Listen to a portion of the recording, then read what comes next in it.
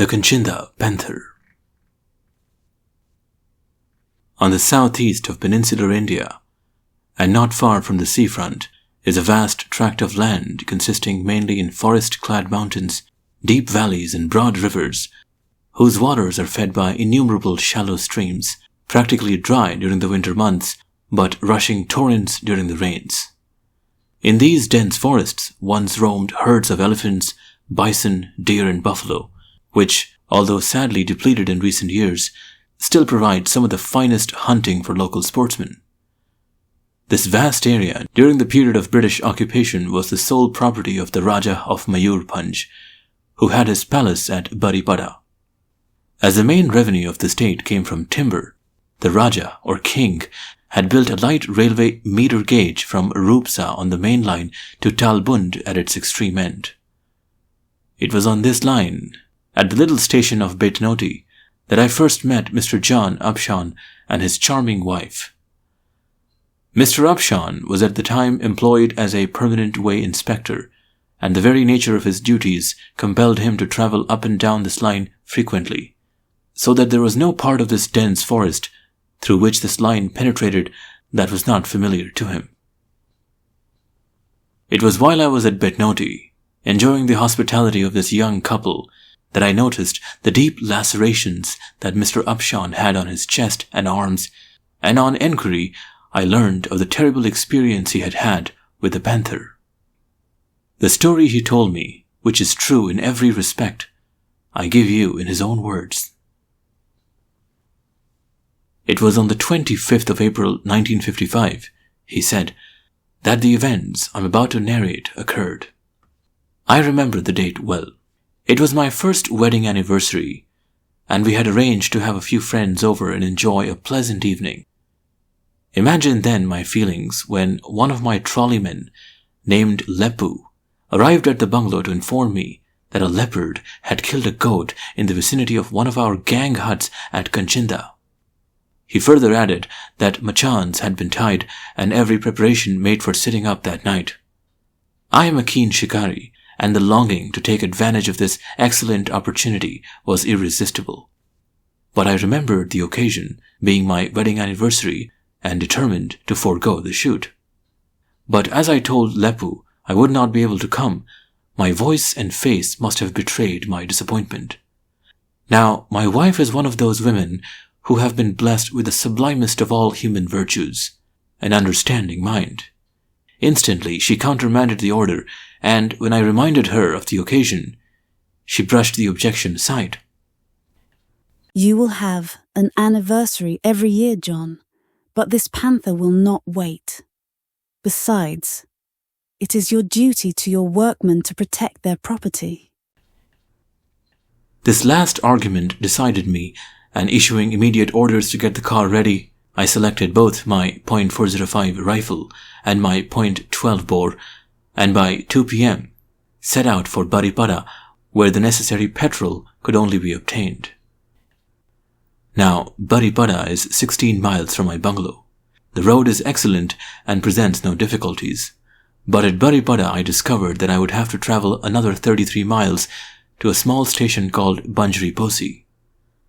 The road was bad, but not impassable, and I arrived at Banjari Posi within a couple of hours, only to discover that my journey was not yet over, as the kill had occurred at a small station on this same line called Kanchinda. However, as it was getting dark, I had no alternative but to set out immediately. The road to Kanchinda led through dense forest, and was nothing more than a forest path, hacked out by woodcutters, and consisted in a succession of hollows and ruts, and I would have to negotiate 7 miles of this before reaching my destination. Eventually, just as night was falling, I reached my gangman's hut and proceeded across the fields to where the kill was lying.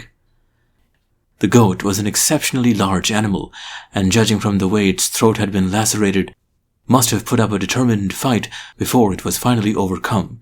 Very little of the carcass had been eaten, and the chances of the animal returning that night were excellent. Hurrying to the machan, which had been tied on the only tree overlooking the kill, I took up my position, and as I was pretty sure that all our movements had been carefully noted by the Panther, I instructed the gangman to return to the hut, talking loudly, but on no account to return should I fire. Settling myself as comfortably as possible, I prepared for a long and tiresome vigil. There was no moon, and as darkness fell, Venus, her brightness undimmed by any rival star, hung like a jewel in the western sky. Slowly the forest sank into silence. An occasional nightjar called mournfully, while from the direction of the hut came the voices of the crewmen as they gathered round the fire. After a while, even this died down, and I was left in complete silence. I had noted the direction of the kill carefully and strained my eyes, watching the spot for evidence of the panther's return. Towards midnight, exhausted with the long drive and the strain of watching, I fell into a fitful doze, from which I was suddenly awakened by hearing a sharp crack from the direction of the kill.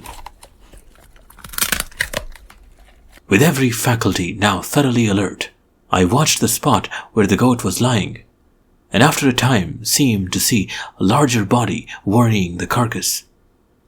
In that uncertain light, I could take no chances, so carefully aligning my sights, I switched on my torch. In the brilliant beam, I could see the panther distinctly. He was lying with his back towards me, tearing at the stomach of the goat. But although I switched the torch on and off several times, the panther refused to turn and look towards me. Lying as he was, the narrow width of his body offered a most difficult target, and by switching my torch, I had hoped to make him turn his head so that I could have sighted between his eyes, gleaming in the torchlight, for a headshot. There being no alternative, I laid down the rifle and picked up the shotgun, which I had loaded with LG. Once again I depressed the switch, and sighting along the middle of his spine, pressed the trigger. Simultaneously with the shot, the panther bounded into the air and then made off across the fields in the direction of the forest. For a while I followed him with the torch, but never had an opportunity to fire again, and I was forced to admit I had either missed the animal completely or had only wounded him slightly. From the direction of the hut I heard Lepu's voice inquiring if they should come down, but I shouted back, telling the men to wait till morning, as I had wounded the animal and it would be dangerous for them to come at that time. Thereafter I tried to sleep, but could not, and it was with great relief that with the first light of dawn I saw Lepu and the crewmen, reinforced by several villagers, coming towards me. Later, examining the ground in the vicinity of the kill, we came on the blood trail, and as the animal appeared to have bled freely, I came to the conclusion that it must have been badly wounded and determined to take up the tracking at once, before the village cattle wandering all over the area obliterated the trail. By this time it was getting quite light, and after a hasty cup of coffee and a few sandwiches, we set out. With Lepu leading and carrying my rifle, I followed, with Kalia, another crewman, and the rest of the party trailing behind. The trail led directly through the forest, and a large outcrop of rocks, standing like sentinels a short way up the hill. Here we came to a single rock, some 10 feet high, which rose sheer out of the ground. Cracked in the center and worn smooth by the action of wind and water was a large hole into which the animal had crawled. Hurrying round this rock, we discovered that it was backed by an equally large rock that leaned over it, forming a large natural cave. Of the 2 exits on either side, the one on the right showed that this had been the usual exit by which the animal left the cave, but careful survey all around showed no further signs of recent use. "Sahib, he is still inside," Lepu shouted. "Let us smoke him out." Acting on this advice, we collected a large quantity of leaves and straw and thrust this into both entrances, as well as the crack in the rock.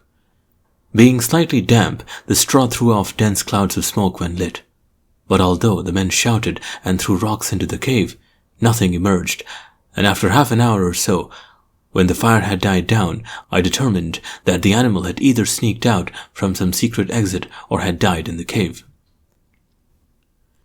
"Lepu," I informed my crewman. "I am going inside the cave to have a look. The rest of you stand back and shout if you see the panther coming out." But to this, Lepu would not agree. "If you are going in, Sahib, I am coming with you." And fired by his example, Kalia also announced his intention of coming with me as well. I tried to dissuade them both, but without success, and it was finally decided that I would enter first carrying the shotgun. Kalia would come directly behind me carrying the torch, as the cave was pitch dark within, while Lepu would bring up the rear with my rifle. The rest of the men would stand outside and warn us if the animal was escaping. I can assure you I was not happy at the thought of entering that cave. It was against all my experience and my knowledge of the ways of wild animals, and the thought that I was leading others into the same danger as myself was not very heartwarming. However, there was no way of backing out now. To have done so would have lowered me in the eyes of the men, who would immediately have concluded that I was afraid. Holding the shotgun carefully before me, I forced myself between the rocks at the entrance and entered. Once I was in the cave itself, I found a natural hollow about 4 feet wide, 10 feet long, and sufficiently high to stand up in. Taking the torch from Kalia, who had followed immediately after me, I swung the beam round and saw that the floor on which we stood was a foot or two lower than the entrance. About 3 feet from where we stood was a deep crevice in the rock, which ran the whole length of the cave to where the opposite entrance could be seen. Of the panther, there was not a sign. I was about to leave the cave when, happening to cast the beam of the torch on the floor, I noticed a patch of blood at the very entrance to this crevice. Immediately, I concluded that the animal had entered the cave, forced its way into the crevice, and there had died. Anxious to test the truth of my supposition, I stepped up to the entrance and was about to shine the torch into the cleft in the rocks when I noticed a huge spider crouched at the entrance, watching me. Now I have an inborn horror of these insects and would rather face a tiger than one of these creatures. So I handed the torch to Kalia, instructing him to shine the torch into the crevice to see if the body of the panther was lying there. Advancing cautiously, Kalia did as he was told. But no sooner had the light entered the cleft in the rocks than, with a savage roar, the panther was on him. Taken completely by surprise, I had no opportunity to fire my weapon, nor could I have done so without injuring the man as well. So I did the next best thing automatically. As there was no room to swing the gun, I jabbed the barrel of my shotgun into the panther's ribs with all my strength. In an instant, it had released its victim and jumped back into the crevice. Shouting to Lepu to help me lift the injured man, we soon got Kalia out of the cave and into the open, where I left Lepu to attend to his wounds, returning to retrieve my shotgun, which had fallen to the ground in the melee. As I entered back into the cave, I discovered the torch, still alight, lying on the ground, while my gun lay a few feet away. Swiftly I entered, and as swiftly as possible returned to the entrance. With my legs halfway through, I turned to see if the panther was anywhere about, and noticed the tip of his tail, which he was obviously holding erect, moving in the direction of the opposite exit from the cave. This gave me an idea. The exit was small, and for a little while the panther would be silhouetted against the light. At that distance, it was nearly impossible to miss. So stepping back, I leveled my gun and waited. What caused the animal to abandon the idea, I do not know, but once he reached the end of the crevice, he paused a moment and then returned. The tables were now reversed, and I was the target, silhouetted against the light. The panther was taking no chances. He must have spotted me before he had traversed half the distance, for with a sudden roar, he raced along the passage and sprang. No sooner did his face appear than I fired, but unable to raise the gun in that confined space, I fired from the hip and the LG, intended for his face and chest, hit him in the stomach, and the next instant he was on top of me, burying his teeth in my right shoulder. 150 pounds of bone and muscle is not easily supported, and his charge flung me back against the rock. Fortunately, I still retained my balance, and bracing myself against the rock at my back, I struck out with all my strength at his head, using the butt of my shotgun to augment my blows. Partially stunned, he released his hold for an instant, and I took advantage of this brief respite to force the gun between us, holding the barrel in one hand and the stock in the other, so as to form a barrier with which I was able to ward off his next attack. But my advantage was short-lived. With one vicious stroke of his paw, he severed the stock just below the trigger guard, wrenching the barrel out of my hand. I was now completely at his mercy. As he came in for the kill, I made one desperate lunge at his head, but succeeded only in forcing my hand into his gaping jaws, and I felt his teeth slipping past the bones of my palm as he bit fiercely on my hand. But this also gave me a slight advantage. Seizing his tongue with my partially paralyzed fingers, I strove desperately to force my fist further and further down his throat. In this position, he was unable to do me any further damage with his teeth, but his claws raked me unmercifully, tearing the shirt and coat from my shoulders. Fortunately for me, his hind legs were partially paralyzed from the 2 gunshot wounds he had received, or he would have disemboweled me. All this while, although I was myself unaware of it, I had been shouting to Lepu to shoot. It was now for the first time I saw this gallant fellow forcing his way into the cave. As he entered, he cocked the hammer on my rifle, and I distinctly heard the click as the hammer fell on the empty chamber, and I realized, with a sick feeling of despair, that I had forgotten to load the rifle. Lepu, I knew, was unable to work the bolt to force a cartridge from the magazine into the chamber, and with that realization, I probably went mad with fear, agony, and frustration. Releasing the animal's tongue, I started lashing out wildly with hands and feet, in a frantic effort to drive the animal away from me. By some lucky accident, my boot drove straight into the gunshot wound in his stomach, and so great must have been the pain that the panther fell back, gasping with agony. This was my opportunity, and seizing the rifle from Lepu, I wrenched open the bolt, driving a cartridge into the chamber, and with my crippled hand presented the rifle in the direction of the panther and pulled the trigger. A good woman's prayers must have been my salvation that day, for the bullet crashed into the panther's body, hurling it to the ground, and I fainted. I must have regained consciousness in a few minutes, for when I came to, I discovered Lepu using the barrel of my rifle to prise open the panther's jaws, where in its death struggles it had bitten through the calf of my leg. Once free, I wasted no time in getting out of the cave, but so weak had I become that Lepu had to practically carry me out.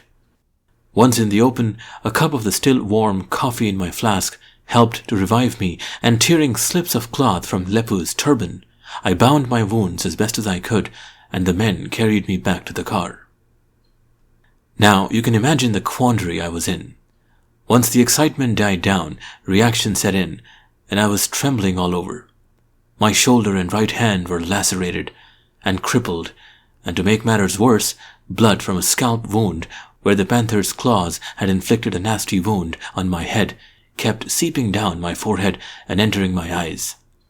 In this state, I was obliged to drive my car down a country road through ditches and nalas and around fallen logs for a distance of 7 miles to the main road. How I ever completed this nightmarish journey, I have no idea.